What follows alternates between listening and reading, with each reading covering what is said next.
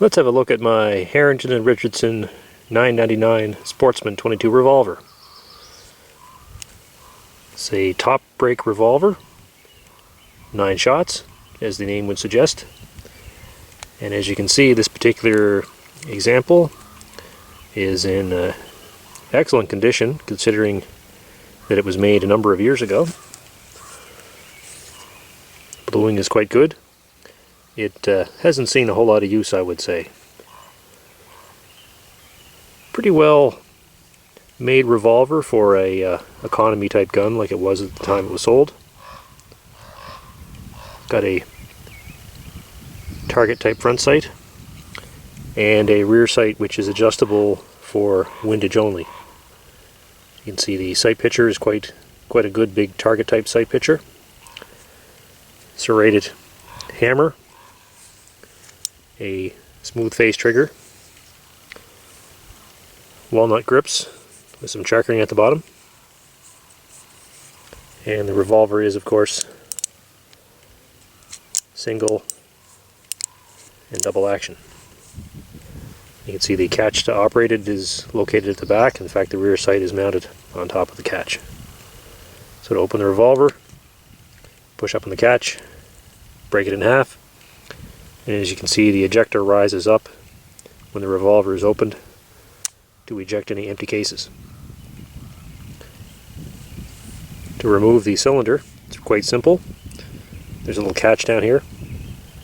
Push the catch in, pull the cylinder off. Makes for very easy cleaning.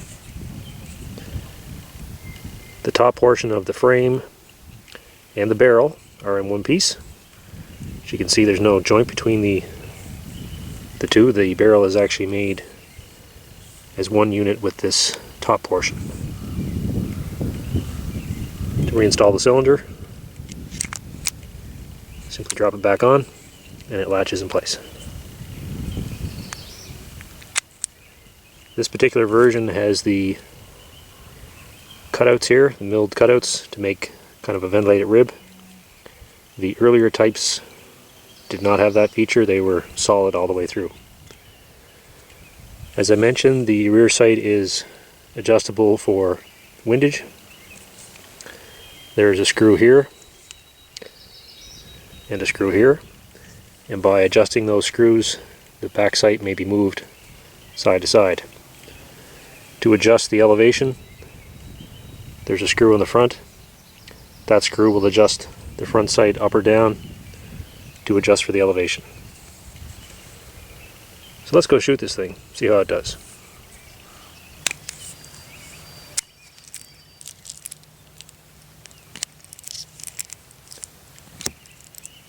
One thing about top break revolvers, they're exceedingly easy to load compared to some old revolver styles. Lots of access around the cylinder.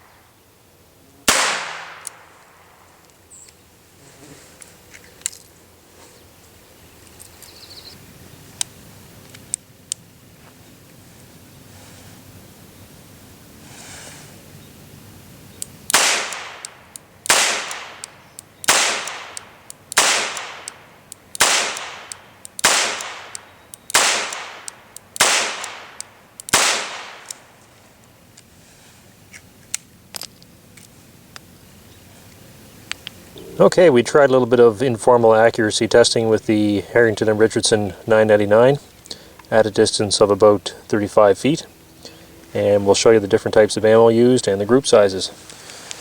So here's our first group, and it was fired with CCI Blazer, which is 40 grain lead round nose. This is from the individually packed boxes of 50.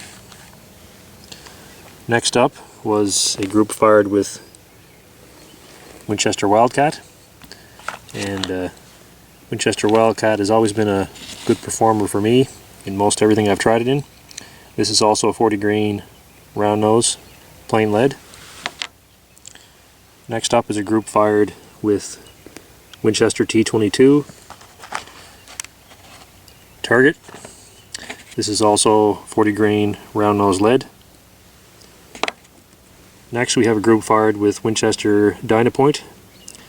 This is the bulk pack type ammunition you could buy at Walmart.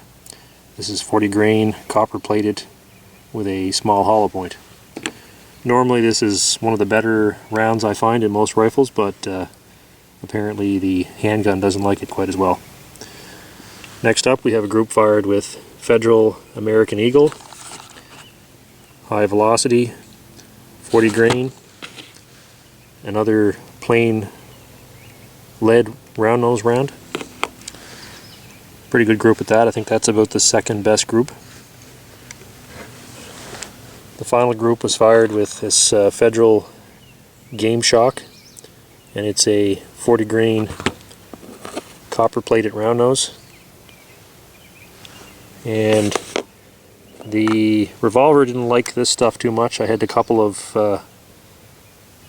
rounds that didn't go off, had to be struck again.